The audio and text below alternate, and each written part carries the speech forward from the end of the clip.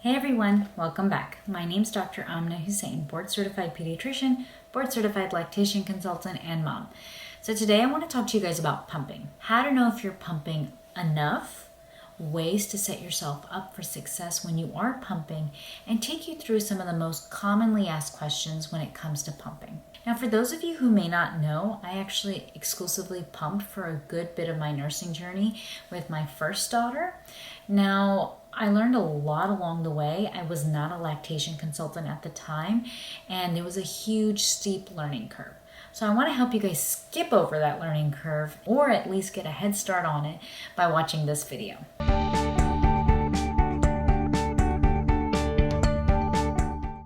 First of all, I've discussed breastfeeding myths in the past. I'll link that video here, but I want you to know that breast size does not determine how much milk you're going to make. Breast size is determined by the amount of fatty tissue you have. The amount of milk you produce is determined by the amount of glandular tissue you have. Those are very important distinctions. Now, in general, if you wanted to really determine how much is the normal pump volume, usually we say a woman produces 1 ounce of breast milk for every hour of the day. So typically most women might make about 24 ounces of milk. There's a little bit of a range there, so let's say 22 to 26 ounces. Someday you might have a day where you make a little bit more, maybe one day you have a day where you make a little bit less. And some women may never meet that 24 ounce mark, and that's okay as well. Every woman is different. Typically, if you had a smaller capacity, we would say that's 1 to 2 ounces per hour of breast milk made, your baby might need to be fed more frequently. So let's say if you have a newborn baby, they might need to be fed like 10 to 12 times during a day. If you have more of a medium capacity, you can hold about 3 to 4 ounces of milk, and you might be feeding your baby every 3 to 4 hours. For some women, this might be normal for them. And for some women who have more of a larger capacity, they're actually able to make sometimes about 6 to 8 ounces per breast. Those women often run into sometimes problems with oversupply or clogged ducts or feeling like they can't control their letdowns. If you are somebody who does produce that large of a volume, sometimes your baby might not be taking 6 to 8 ounces during a feed. That's very, very normal. You might need to pump to really relieve your breast or empty it completely after a feed. Or your infant might only feed on one side, and that's okay. Every woman's a little different. Before we go into the specifics of pumping, I do want to talk about that passive letdown that you might initially have in the first few weeks after having a baby. So initially, you might feel like you're having letdowns very frequently. And a lot of women use nursing pads, myself included. But I actually think it can be more helpful to catch that passive letdown. Don't let it go to waste. So sometimes you can even use things like a haka, which is basically works by suction, and it can sit on the opposite breast and really catch any letdown that you might be having.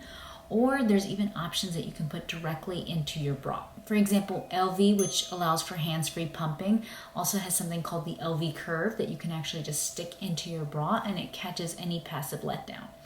That's a great option as well if you're not really ready to jump into pumping initially. You can just catch that passive letdown that's happening without the active pump attached to you.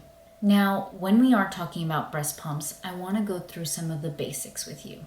Usually there are 2 modes to every breast pump. There's a letdown or a massage mode and an expression mode. The letdown mode is light and fast. Typically this works just like the baby would, so it starts to really stimulate milk letdown. And the expression mode usually has a higher suction and works a little slowly. So this works like the baby, sucking and swallowing, sucking and swallowing.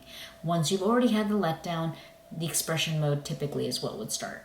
Some breast pumps automatically switch between the two, and others you might actually have to hit a button where you switch over to expression mode. There's a couple of other features that might vary slightly on each pump. Some of them might be the vacuum strength, and that determines really how hard the pump pulls. The other is the cycle speed, and that determines how fast the pump pulls. Some pumps might not let you really change the cycle speed. Others, like Spectra, do let you change it. So it's just something to be aware of. Now, when you're pumping, it's a common misconception that you should have the pump going strongly. It's going to help you get a more efficient suction or a stronger suction and make your pump session go by faster. That's not really true. In fact, it can actually do more damage and cause micro trauma. Also, it can be painful. And guess what? Pain inhibits letdown. So typically I say slowly move it up to higher suction, and when you get to a point where you just can't stand it, you should definitely dial it back and then start to think about, okay, this is the suction that I can't really go past, and find your sweet spot somewhere between the too low and almost one notch below the too high. So you never really get to that feeling of that painful sensation. Now let's talk about pump parts. So pump parts might vary a little bit from traditional pumps to maybe the more wearable pumps have a few less parts for ease, but typically this is what a breast pump would include. So there's a phalange, and then some of the most important parts, so these connect outward, so the phalange can actually change sizes, but right here you actually have a valve and a membrane. So this is the Medela pump and style, and this is the bottle that you would be pumping into. There's also typically tubing that would come as well. So the tubing connects from here and goes into your pump. And the tubing, contrary to belief, doesn't actually have any milk in it. In fact, if you do get milk in your tubing or water in your tubing, it can actually hinder how well the pump performs. Any of these parts really, if they stay wet too long, it can really hinder how well the pump performs. Which actually gets me to my next part. So when it comes to all of these different parts, tubing, flange, the bottles, the membranes, the valves, it's a lot. And if you're pumping, you may not be able to really wash or sanitize or sterilize your parts as you go along. Now, the CDC has recommended that you wash at least after every pump session and then sterilize once a day. And you can either sterilize by boiling the parts, or you can sterilize them in these types of microwave bags. Be aware that these bags can sometimes warp your pump parts, so just be aware of that. However, it's incredibly inconvenient to constantly try to wash these pump parts. I totally get it. It's a time suck. So some women might actually just put their pump parts into a big jumbo Ziploc bag and just stuff this straight in the fridge. And that's fine. That works for some people. But it's important to know, again, that if your pump parts are wet, they may not perform well. And the second thing is, when they're cold and you put like a cold phalange against you and you're trying to pump, you might have a hard time having a letdown, because cold can actually sometimes inhibit a letdown. It's not comfortable, of course. It's like feels a little, it might actually tense you up a little bit. So instead, you might consider just rinsing the accessories out and wiping them dry. There are also sanitizing wipes that you could use, and that's an option. Or just have a second set of pump parts. So if you do put, let's say you're at work and you have to pump twice while you're at work, so then you have one clean set of pump parts, go ahead, put them in the fridge, and you already have your second set that's ready to go and clean, and you can use those ones. Then at the end of the night, when you're at home, you can wash all your pump parts and then have them dry for the next day, and then make sure you go to work with your 2 sets of pump parts. Does that sound complicated? Yes, it kind of does. But don't worry, just try to keep doing it every day and then make it part of your routine, and you won't even think about it. Speaking of, how do you make it part of your routine? Well, I think hands-free pumping is the way to go, especially if you're a multitasker like me, then you want to have your hands free to do something. I mean, holding your pump there can get exhausting. It gets annoying. You don't want to do it. Hands-free pumping can have a lot of great benefits. Something you need to know is that you absolutely should invest in a good hands-free pumping bra if you don't have a hands-free pump. And a lot of women might just look up hacks online. You can take a sports bra and cut holes in it. That actually is not something I recommend, because sports bras work to actually compress, and you don't want to compress here because that can actually hinder milk supply or cause clogged ducts. So instead, actually invest in a good hands-free pumping bra. Other things that you should have with you are coolers and bottles that you can absolutely pump into.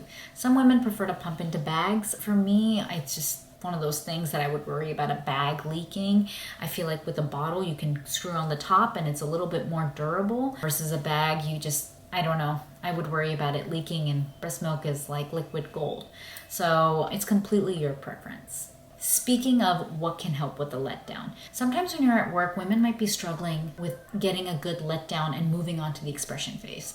So it's helpful to either have pictures of baby or a video of baby on standby. Some women actually take like their child's favorite toy or blanket with them, and those kinds of things can actually help stimulate milk letdown. Seriously, there's good evidence to support there's actually an emotional component to it as well. Other things that can help is actually to take your mind off pumping completely. So watching a show on Netflix, or this is your time to read books, or maybe if you were like me, you were charting at the same time. But try to maybe actually take your mind off of the bottles as well. So if you're pumping into a bottle, one of my tips is actually putting a baby sock over it, because if you don't see it, then you're not freaking out and making yourself anxious over how much you're pumping. Another important tip is make sure you take care of yourself. So if you're like me and you're not maybe drinking a lot of water during the day or getting snacks in, then when you sit down to pump, make sure that that's the time that you eat some snacks, or you decide to drink your water bottle and you at least drink a good couple of ounces out of it. It's really important to take care of yourself and make sure you're getting good nutrients in while you are pumping or breastfeeding. Another important thing to think about is clothing. There's specific nursing clothes out there, also nursing covers that you can wear. I used to actually wear scrubs, so I'd have to take my top off to really be able to pump efficiently. And for me, there was like a curtain in like the mother baby room that would separate like 3 or 4 women that could pump, and it worked. It wasn't a big deal for me, but just think about this when you're deciding you're going to have a hands-free pumping bra, what clothes you're going to wear. And again, this is something that if you wanted to look into nursing tank tops, or having your own separate office, if you wanted a curtain that you could pull for your own privacy and ease of wardrobe while you are pumping. Lastly, a few closing remarks. Remember that pumping at work is really hard, and it really only works somewhat well if you advocate for yourself, and you have to advocate for yourself fiercely. Be protective of that time, and don't let somebody tell you like, well, it's only going to take you 10-15 minutes. They probably have never pumped or haven't pumped in a very long time. I think it takes you, for example, for me, I used to work in the ERs when I went back to work, and they would tell me, well, it'll only take you 15 minutes. It took me like 5 minutes to walk up to the room, and that was a fast walk. And then to sit down was like, and have a good pumping session was a good 20 minutes. And then rinsing the parts or putting everything away was, I don't know, 5 minutes, and then walking back. So yes, that was about a good 30-minute time span that I was away. And I shouldn't have felt guilty about that, nor should I be made to feel guilty. So make sure you stand up for yourself, and you get to determine how frequently you take the breaks. Nobody gets to tell you, well, it's only been 3 hours. You don't have to go for another hour. You get to determine that, and make sure that you clarify that policy before you go back to work. Lastly, I want you to know your baby's going to love you whether you make 5 ounces, 50 ounces, or even 5 drops. You're still going to be a rock star to your baby. So try to set yourself up for success, but don't worry. Don't judge yourself by the amount of milk you make. That's not going to help you. That's not going to help your parenting journey, or just how you feel as a mother in general. So I hope this was able to help answer some of your questions, get you started on the right path. I know these were questions that I had before I started pumping, and like I said, I was an exclusive pumper for some time. If you like this video, make sure you share it with someone else, subscribe if you'd like, and tune in next week for another video.